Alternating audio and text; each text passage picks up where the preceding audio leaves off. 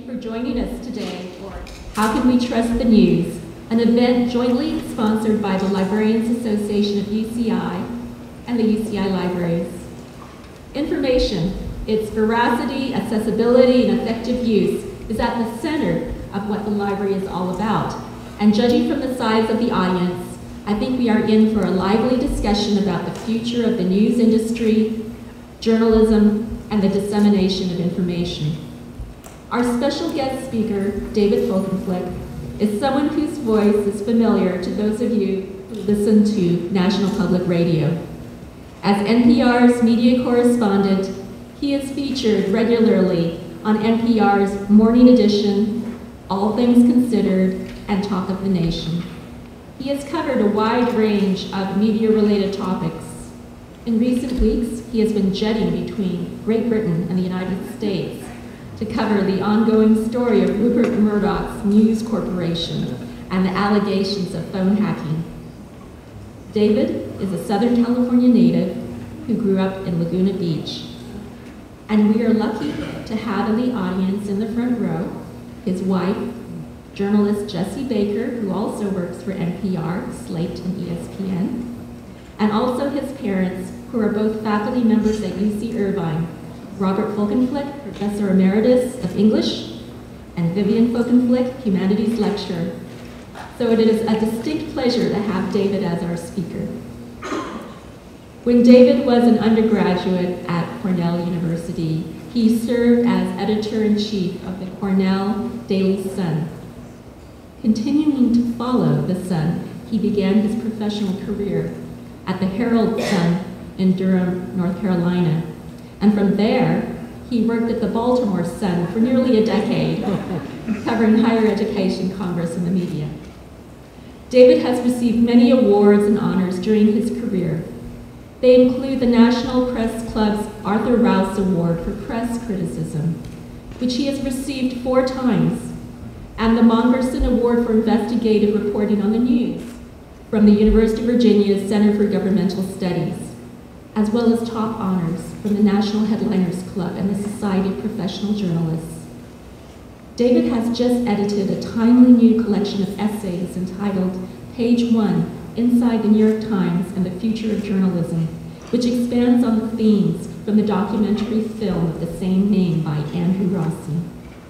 Thanks to the UCI bookstore, copies of this book will be available for purchase, and David has graciously agreed to sign books after the talk. We will have plenty of time for questions from the audience after David's presentation, and then we will invite you to continue the discussion and join us for light refreshments in the plaza. I should mention that David's talk is being videotaped. In a few weeks, the video will be posted on the library's Supporters and Friends website, as well as on the UCI's OpenCourseware website. Please feel free to share this with friends who were unable to attend and who may wish to view it later. So now, without further ado, I give you David Folkenflik.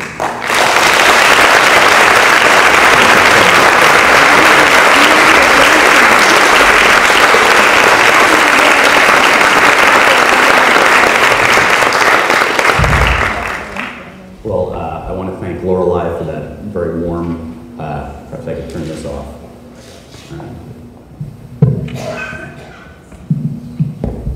For that very warm introduction and for the ability to come here to a place where I think of as my home. I grew up in Laguna Beach, as she said, and have felt the campus to be a second home for me over the years. I've certainly bothered enough people on this campus and squandered their time enough that I'm sort of astonished on a day as beautiful as this, before the start even of the academic year, that this many people would come indoors on the afternoon. So thank you to all of you for coming and joining us today.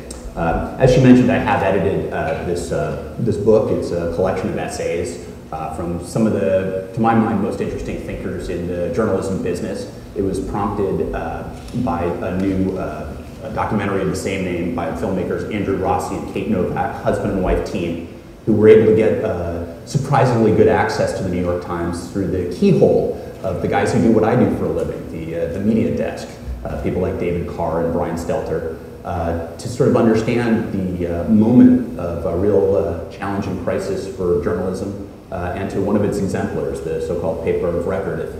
if such a thing still exists. And I'm proud of what we did here, and certainly I hope you take an interest. A lot of it deals, not all of it, a lot of it deals with the sustainability of the news business, how its finances have become uncoupled from the creation of news. And I think that's an interesting dynamic that actually increasingly is something of interest to more than just the people who are in the business itself or in the worlds of finance, because I think it very much has an effect on what we see and read. Today, however, I'm going to talk more about something that strikes me that people who do research for a living and people who do scholarship for a living think about in different ways in different disciplines, and that's the question of trust. So for me, the question is, how can we trust the news? And I guess a way to start is, who do we trust in the news? Who do we trust in terms of where we go to get the news? Do we trust the Los Angeles Times locally? Do we trust CNN or NPR, two major national and international gatherers and providers of news who try to, in their own terms and in their own minds, play it down the middle? Do you trust Mother Jones, a crusading and muckraking publication that comes from the ideological left? Do you prefer to go to Fox or MSNBC to see some of the most dynamic, we have an answer from the front row, to see some of the more dynamic figures offer supplemental commentary, and sometimes that can actually substitute for the news itself, even though both news organizations do have many journalists, some of whom do an excellent job? Do you go first to Ariana's Huffington Post? Do you go first to the big government sites of Andrew Breitbart? Do you rather tune in at 11:30 at night to Stephen Colbert to see what the news really means? These are all choices that people are actually making right now. There's a truism, which I think is fair to point out, which these days, increasingly, people are not so much finding the news as the news finding us. So for those of us like myself who sign on to Facebook, you may see stories posted by other people. You may see little trenchant one-liners on Twitter, as I do, guiding you to other people's stories or video clips or things you fail to observe yourself. We have what we like to call at NPR the NPR driveway moment, a story so captivating, so compelling, that even though you've arrived at home or at the office, you stay in the car, the engine turned on, because you want to hear about what that last thing is going to be. Well, at work in New York, I don't drive around. I had what I would call an elevator moment. The guy riding up to the 19th floor with me would not get out of the elevator car because he was so interested in this little screen on the upper left-hand corner of the elevator. There's this thing called Captivate. It's out here as well. You can see it in gyms and in dentists' offices, wherever you go. And they give you little nodules, what we used to call news nuggets, of information. There was something happening. The markets were collapsing a few weeks ago in the wake of the argument over the debt ceiling limit. And this guy did not want to leave until he saw the last third sentence on that Captivate screen. So people are finding information all over in new places that are a little bit surprising. So this leads, I think, to a couple of fair questions. There are questions like, not only where do you get the news, but do you care where you get the news? Do you care how they got the news? Do you even know how they got the news? And as readers and listeners and as viewers, as consumers, I think those are pretty important questions, because that leads you to the next question, which is, are we getting the information that we need to act as citizens? I mean, after all, you know, if you're reading People magazine, if you're reading Gawker.com, not that I would ever do that, you know, you're not necessarily doing that to become a better citizen. But in reality, you still need information in a way that helps you operate as a citizen. I think that's important. I think about the LA Times, which, despite the presence of the Register, I grew up thinking of as my hometown paper. And there's some terrific people who've done terrific work over the decades. My old employer, the Tribune Company, upon acquiring it, cut it back significantly. We thought they were bad. Sam Zell took over with his cohort in Chicago, and he cut it to the bone. And yet, the LA Times has been able, if you look at the small, very gritty city of Bell, California, not so far a drive from here, to do some astonishingly capable, smart, insightful, and muscular accountability journalism there. I mean, they were able to expose, as most of you all well know by now, not only insidious corruption, but corruption that really had a stranglehold on every possible institution in that small city. And it wasn't done by the community papers who covered the area. I talked to a guy who does a lot of the coverage for community papers in that part of Los Angeles County, and he says, hey, I cover 11 communities. There's no way I could have done something like that. It wasn't done really by blogs, which have been offered to us as having the great promise to replace major news organizations. There was a guy who was blogging about this anonymously because he feared for his own job because of powerful figures in that community and around that portion of Los Angeles County. But he didn't have the muscle power to follow it up. He didn't have the muscle power to force government agencies to be accountable. He didn't have the lawyers to defend him had he come under attack. And he didn't have the audience to make it have an effect. And it tells you that Los Angeles Times reporters told me that at times they relied on tips from the guy behind that blog, who still has not been willing to be named publicly. But they needed sort of these layered approach to reporting. You can't do it without each other. And I found it very moving to see what the LA Times was able to accomplish with its attention. So that takes us to the question of trust. In 2009, the Pew Research Center and the Project for Excellence in Journalism, which is part of Pew, did a study that found that trust in the news media, however one defines that, was at an all-time historic low since they started measuring it. They released that in, I believe it was September 2009. I touched base just this morning to say, hey guys, I know you do this every other year. What are the chances that next month, in a couple of weeks, you release a report showing that trust is up from those historic lows? And the head of the project said, not a chance. I'm not sure if it's lower than it was. I just know we can use the word historic in distrust. Not so good. Not so good. One thing I did after that study 2 years ago was that in 2010, I went to the city of Atlanta, and I used it as the backdrop for a case study to say, how do people think about the news media? And so I went to Atlanta for a couple of reasons. There are news organizations, tiny, there are regular-sized metro regional news organizations, and there's CNN, a global news organization. I thought, pretty good backdrop. So I walked around and talked to people. I talked to a guy named Cliff O'Connor. He's a top fiscal official for the agency that oversees child welfare in Georgia. And he said, this is a direct quote, I'm a big newspaper fan. I subscribe to 3 newspapers. The New York Times and the Wall Street Journal are real high quality. The Times from the left, the Journal from the right. I talked to an executive chef by the name of Glenn Law who works downtown. And he said, I came up in the Huntley-Brinkley-Walter Cronkite issue. There's a big difference between then and now. Did I believe everything Walter Cronkite said? He said, absolutely. I talked to a 26-year-old music student who went to Georgia State downtown. And I said, how much do you trust the news media?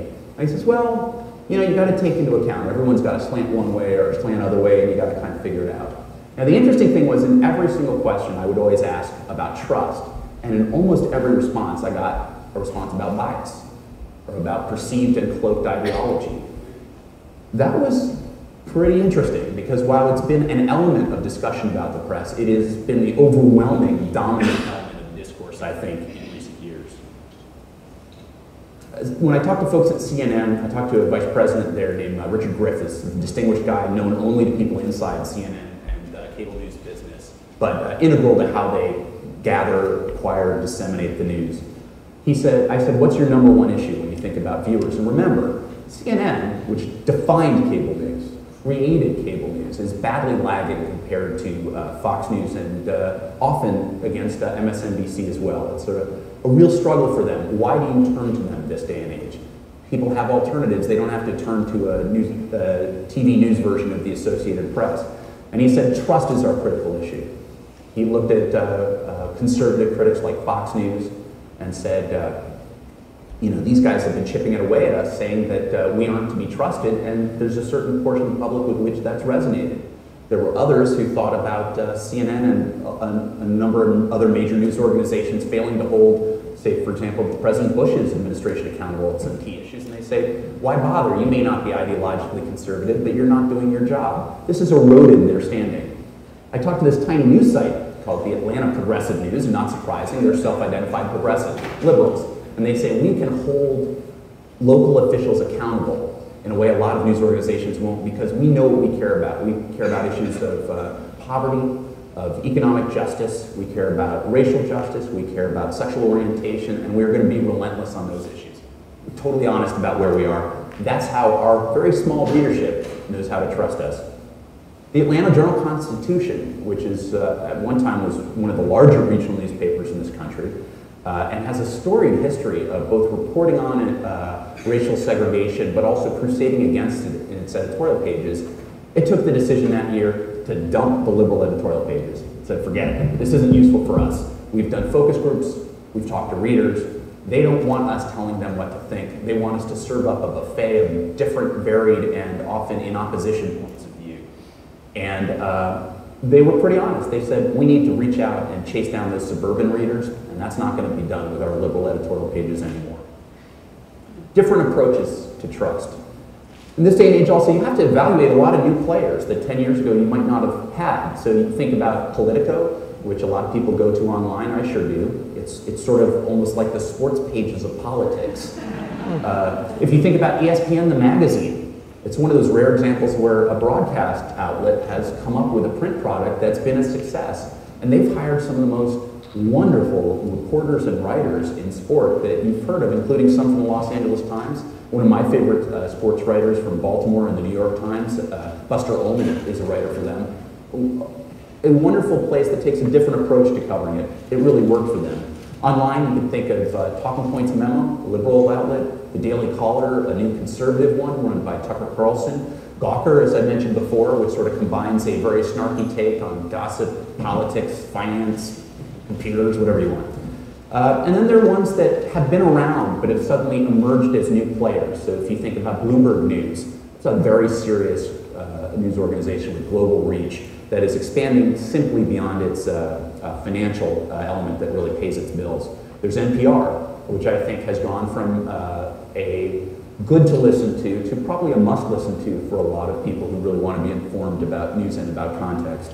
There's The Guardian, which has done very successfully in expanding on this side of the Atlantic its readership with a clearly liberal outlook. And there's the Daily Mail, which has taken a very tabloidy, very gossipy approach, not always tethered to fact approach, to draw larger audiences, and is sort of one of the, I believe, one of the largest English language news sites in the world. And that's through an exceptionally aggressive approach to aggregating others' news and putting it with its own web pages. Just as a side note, one of my colleagues did a story for our Planet Money team that covers finances, which suggested strongly that part of the reason there was a battering of European stocks was because a French banking company had been written about in the Daily Mail as having its shares plummeting to almost zero and there being a crisis of confidence inside the company.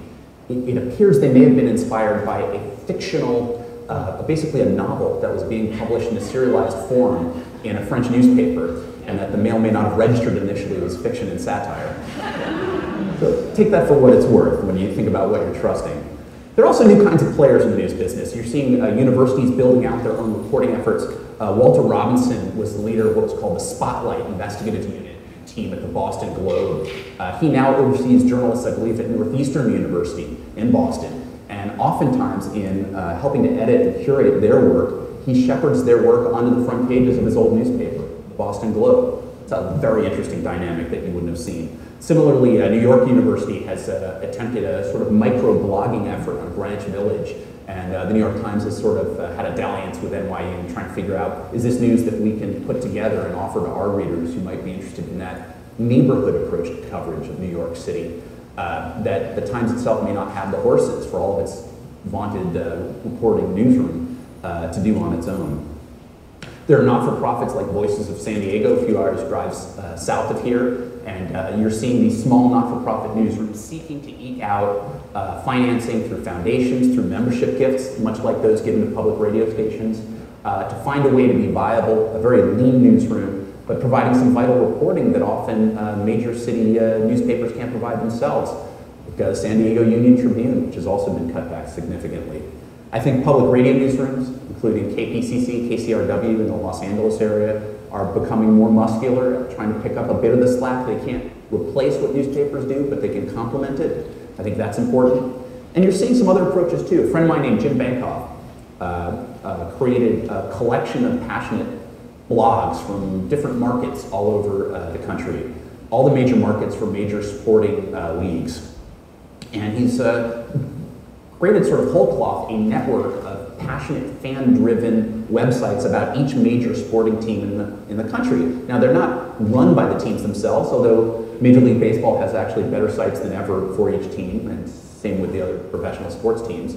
I think the Kings hired a hockey writer who had written for the Los Angeles Times and the Los Angeles Daily News because those newspapers were diminishing what they did in terms of coverage of professional hockey. You're seeing different players have to fill the gap for information, and readers are going to have to figure out, can I trust it if the guy's employed by the team? Is he giving me ways to evaluate what he's saying? And yet I think it's an addition, given the financial troubles, what we used to rely on for that kind of coverage, to have them at all.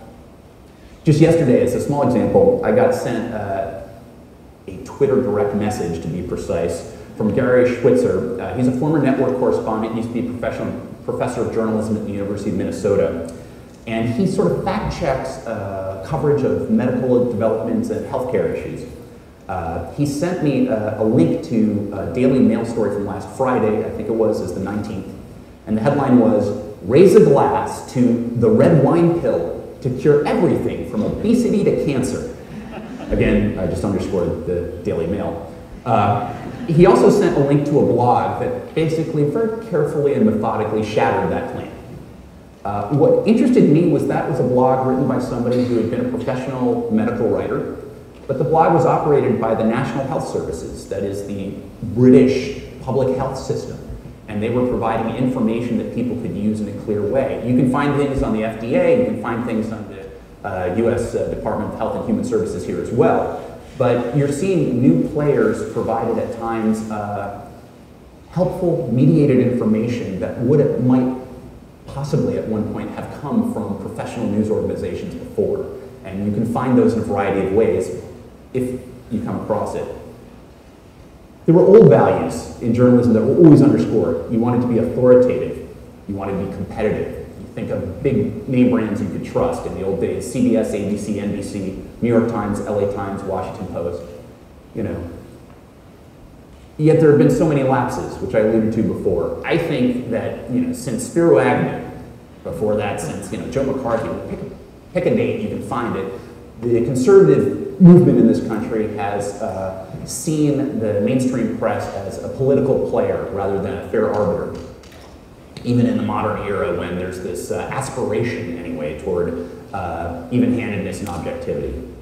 I think that the left, from my sense, John Leader can speak to this as well, has very much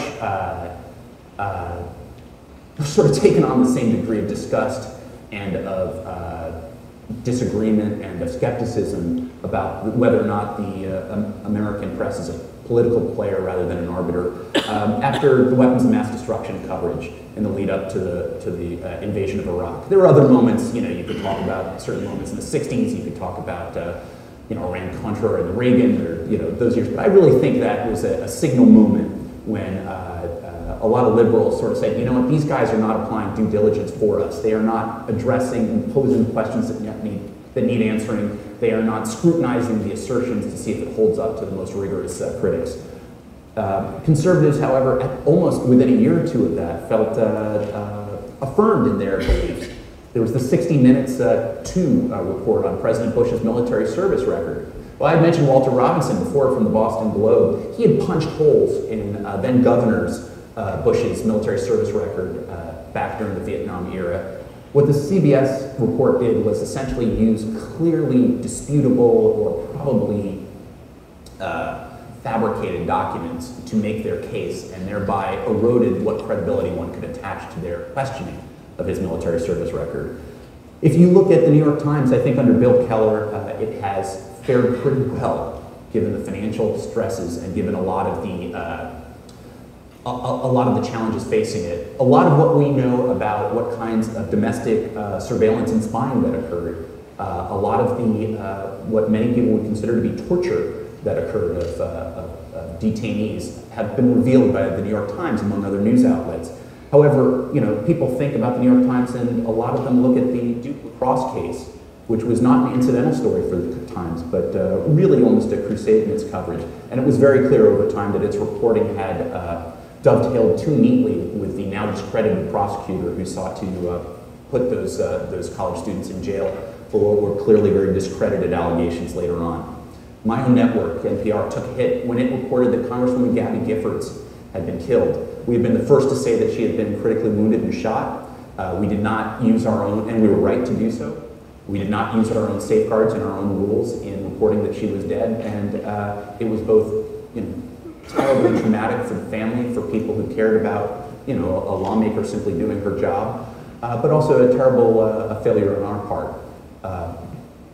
And so that's the way in which we take hits. We took hits after the Juan Williams termination, the firing, there are some people who say also that Fox News took a hit for making that into a crusade that seemed to be opportunistic and hyperbolic in its tirades against our network. So their new values seem to me to be more about transparency and about collaboration. If you think about transparency, it can be transparency as in when NPR got something wrong, we acknowledged it, we apologized, and the next day we came back and said, here's how we did what we did wrong. And we made sure to apologize not only online, but in exactly the same time of day that we made the error the first time around, as well as live the day that it occurred. Transparency also translates more interestingly to what's called, a familiar term for many, I'm sure, the link economy on the web. So reporters in Libya in the last week have been doing great work for Sky News, for NPR, for the New York Times, for the Times of London, for the BBC, and so on. But there's a stellar example of this link economy, and it's done by my friend and colleague at NPR, Andy Carvin. He's the social media editor for NPR. He sent out over this past weekend, I believe in a 24-hour period, although I could be getting that wrong, more than 1,200 tweets. That is 1,200 little instant messages of 140 characters or less, in which he was linking to reports about what was happening in Libya almost live time. Most with links. They were curated. He tended to take them from sources he knew who were or knew their organizations they were attached to.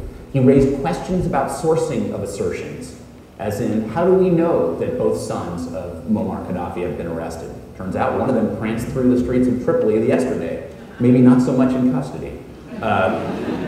He sounded skepticism, but he was an incredible source of aggregation about this, so much so that online you'd see this parade of people from other news organizations saying, follow Andy Carvin on this, he's really good. That was an interesting example of the link economy. Similarly, today, the earthquakes that hit, I'm here visiting home on the West Coast. Meanwhile, an earthquake hits my company's headquarters in Washington and my apartment on the Upper West Side of New York. The earthquake was centered, I think, about 75 miles northwest of Richmond, Virginia. The fact of it was conveyed through Twitter before the aftershocks were felt in New York City. So people in New York City were aware of the earthquake and then felt it. That's pretty cool. It took about 40 minutes for a lot of news organizations to be able to convey that on the air. My own apparently stayed on the air as the building was shaken, and it was made with all the solidity of a Reebok shoebox. So they were a little concerned, but they stayed on the air for Talk of the Nation, and they provided updates. Meanwhile, if we think back, forgive me, to Libya, CNN got into the game a little late. All this tweeting was happening, linking. Sky News did extraordinary reportage there. BBC did very good reporting. NPR had reports on the air. MSNBC wasn't even on the air. It was simply airing these reruns of Dateline NBC and all these true crime programs as a way of, that's a financially viable model for them because they don't have to pay journalists actually to do much work on the weekends. So that's a question of who do you trust? Where do you go? It's also clear that transparency translates for a lot of people in and out of journalism into clarity for where are you coming from. So if you think about the British system, there's kind of an inversion of the American journalistic system. So the newspapers are highly opinionated, boisterous, brash, brawling. We'll talk a little bit more about that brawling in a few minutes. And Sky News, the Rupert Murdoch News Corp owned Sky News, and the BBC, much more calm, down the middle, fair-minded, all voices, respectful place. They still have a more lively interviewing style than our serious news programs do here, but it's a much more tempered approach if you were to compare BBC and Sky News to, say, Fox News, MSNBC. I went and did a story about that, I guess I went in December, the story aired in January of this year, because I wanted to explore this kind of mirror image inversion of how our system works. I spoke with, among other people, Nick Bowles. He's a conservative MP, very thoughtful and funny guy. And he said, he was talking about different examples. So The Guardian is a place that's more clearly on the left. The Telegraph is clearly a conservative newspaper. He said, if a Guardian journalist were to interview me, I would definitely assume they would be trying to penetrate into areas of weakness of what the government is doing, or particular policies they're very worried about.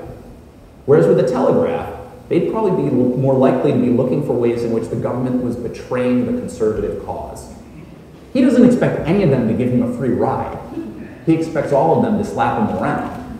But they do it from very different perspectives because they've got a different point of view that they're not exactly advocating, but that they're coming from and that they're open about. I also talked to people in the American journalistic pantheon. I talked to a guy named Len Downey, very distinguished former executive editor of the Washington Post.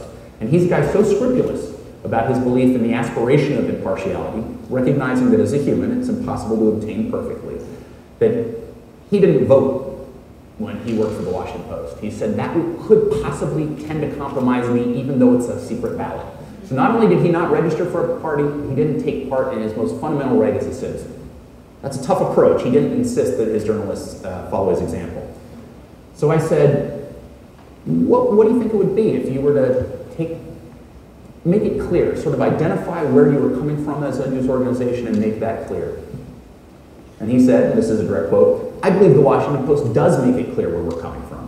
Where we're coming from in our news reporting is no partisanship, no ideology of any kind. Our reporting speaks for itself. It is not coming from a point of view. I was relaying to him in part an NYU journalism professor named Jay Rosen's belief that news organizations adopt this thing called the view from nowhere, which is actually taken from a philosophical term that you guys are probably more familiar with than I am. But the idea was that there's this desperate attempt to blur or erase any belief system whatsoever, and it interferes with journalists' ability to interact honestly with readers, listeners, and viewers. So when I played that to him, he said, look, you make it seem as though it would just involve admitting what we already are. In fact, it would involve changing what we are. Well, on cable, we have guys who are clearer-ish about what they are. Fox News says, look, we're pretty conservative when you get to prime time and evening hours, but there's a line between news and opinion, a clear line. I think it's fair to say there's often, not always, but often straight news with a wink, a clarity of story ideas that are selected because they might be more of interest to a conservative or culturally conservative audience. And at times just an edge to it that you wouldn't see in straighter news organizations. Shep Smith, I think, for example, as one of their main news anchors, I think he's very fair, often passionate, takes up various causes, very passionate about New Orleans, but I think pretty fair-minded. I think Brett Baer, the political anchor, is similarly inclined. And yet, about a third of his program is constructed about these panels, where he calls the panel of Fox News All-Stars.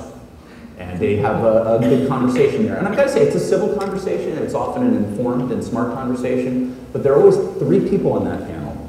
And almost invariably, they are two conservatives, whether clearly conservative journalists, as in opinion columnists, or people who work for the Conservative Weekly Standard, or things like that, or former Bush administration officials. And then the last and third person is occasionally a Democratic strategist or clear liberal, or often a straight journalist from the Washington Post, or Politico, or some other news outlet. And what that does is it puts the journalist in the position of being the liberal, which that journalist may or may not actually think is the role that they are performing. I think it's a splendid marketing move by Fox. When I asked Brett about it, he said, I understand what you're saying. We're just interested in an intelligent debate, and we do reach out to liberals all the time. All of which is probably true. But I think it loads the deck a little bit, and I think it's interesting to see that in what is presented as one of their straight news programs. On MSNBC, I think it's fair to say they only found success when they allowed Keith Olbermann to take the ball running in an anti-war direction, anti-George W. Bush direction, and now we find ourselves with the likely prospect, though not certain, of the Reverend Al Sharpton as possibly being one of their evening hosts, their main host. I think that's a pretty interesting notion. And there are a lot of journalists watching to see what happens with that one. I think transparency also translates into how we know what we would know. And I think there's the question of the transcendent sharing with readers and listeners and viewers, that element. I remember there were a couple of projects the Wall Street Journal did when it was in its most sweeping narrative journalism phase. And they told this incredible story, I think it was Tony Horowitz, I might be getting that wrong, about injustice and working conditions and all this, and in a box, 2-page story inside. In a box inside, instead of cluttering up their narrative with according to this guy and this report on this day, talking to this person, they had footnotes. I hadn't seen that in a news story before. They had footnotes, and instead of coming across as stuffy, and instead of coming across as being listened, it's almost as though we're doing an academic paper, it came across as just sharing information, making it very easy for people to read the story and yet see precisely where the sources were. And I think in this day and age, now that it's all done online, we can also then link to the original sources on important things. I think that's hugely important, this idea of transparency. In the last week, you've seen the New York Times do some reporting on Daryl, I may be mispronouncing his name, but Issa. Well, both of them. He's doing reporting on his congressman from San Diego, one of the wealthiest in all of Congress. And it's been some very interesting allegations, some media textured reports about how he has blended his personal business interests, which are significant, with some of his efforts as a lawmaker. Mr. Take Your Pick, Issa, has challenged the veracity of those reports. Initially, he asked for a correction, starting from the fact that his office didn't overlook a golf course, and getting more serious from there. He then asked for a retraction, saying the story didn't stand up. And most recently, he invoked Jason Blair, the famous fabulist and plagiarist, and saying, well, you know, have we got another one of those situations? The reporter involved is a guy named Eric Lischblau. He's a Pulitzer winner. He was involved in some of the Times' most delicate reporting on domestic surveillance. And what Lischblau told Politico, which was reporting on this flap, was that, look, some of these things that are substantive that he's challenging were facts that I pulled from documentation provided by Mr. Issa to the IRS and to other federal agencies and attested to under penalty of law if they're misleading it. Now that to me is pretty convincing. On the other hand, it suggests to me that New York Times might have done well somehow to convey that to readers as a way of saying, here's how we know what we're telling you. Political figures in both of the major political parties in the UK, the Labour Party and the Conservative Party. You've seen chumminess with the police force at Scotland Yard, both high and low. That is, on the lower level, there seems to have been substantiated allegations of giving money to police officers for clearly private information that it is illegal to share. And also chumminess with cops at the top levels. For example, one of the assistant commissioners was given a 5-figure contract immediately upon leaving Scotland Yard to become a columnist for the Times of London, one of Murdoch's more prestige upscale newspapers, Andrew Hayman. And he was astonished in being interrogated during testimony at a parliamentary committee to be challenged on the question of, well, don't you have a tie to them? Is it possible that your decision not to be involved in promoting a wider investigation of News Corp was in any way affected by your closeness with them as reflected with your contract the moment you walked out the door? He says that's outrageous. How could you question that? Well, we didn't know it until this scandal came up, that there was payments there. The News Corp's newspapers in the UK, particularly the News of the World tabloid and the Sun tabloid, appear to have published to reward and punish political and business figures, as well as to inform and entertain their readers. Now, I think it's worth pointing out there's a different culture in the United Kingdom. There's an Official Secrets Act, which does not exist here. In fact, you know, in a sense, the Pentagon Papers at the Supreme Court level made clear there would not be here. There's libel law there that's exceptionally favorable to plaintiffs, to people suing news organizations. And in fact, people often shop their cases around. If they can figure out how to sue in the UK rather than in the US against news organizations, they'll do it. They have a regulatory body for newspapers there. It's a self-regulatory body. It's the news organizations themselves kind of do it. But I can't see in this country there being a culture where we all say, yeah, you know, well, we're happy for there to be this other entity that can overlook our coverage and tell us how we did or not, or whether we shouldn't do that in the future. You know, our feeling, I can tell you from having been in a lot of newsrooms, is, you know, stay the hell away from our editing table, and if we've done something illegal, sue us for it. You know, that's the problem. And they have a tradition there, a relatively newer one, but of a kind of prior restraint. That is, private citizens can seek court injunctions against news organizations from writing about legal troubles or other news developments affecting them. You know, we have to face the consequences reputationally and legally for what we publish here, but you can't prevent us from publishing, and that's kind of a nice thing, actually, in the US. So that's a different culture, but I think as a result their feeling is there are what they call dark arts in the journalism there that they are much happier to be involved with if it's slipping somebody money for information. Our tabloids here do it, but our tabloids here aren't seen as part of our mainstream press. They're seen as outside it. TMZ does that. You know, the National Enquirer does that. The Boston Globe does not do that. Well, they're, you know, it's a little more ambiguous. Celebrities are free game. The royal family is sort of a tax-subsidized sport. Politicians are open for almost any claim of hypocrisy, and there's no zone of privacy. And I think as a result, you've seen diminished credibility from all the revelations of recent months in News of the World, in the press more broadly in the UK, but particularly in News Corp and how it handled things, from their baseline reporters to their top editors to their top executives to the Murdochs themselves. And you've seen time and time again assertion of innocence, assertion of ignorance, assertion of goodwill being knocked down and overcome by the facts.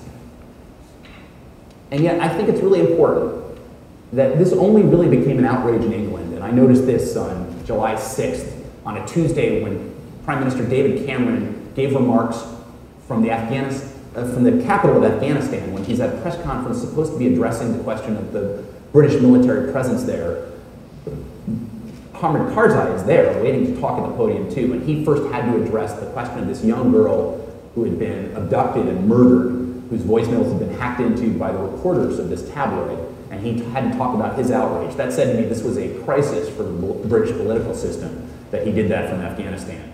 And it was only an issue when the non-famous got involved, when victims of violent crimes, when war dead, when terror targets, and when they're survivors of all these people were shown to have been the targets, that readers asked, whoa, what happened here? How do we know this?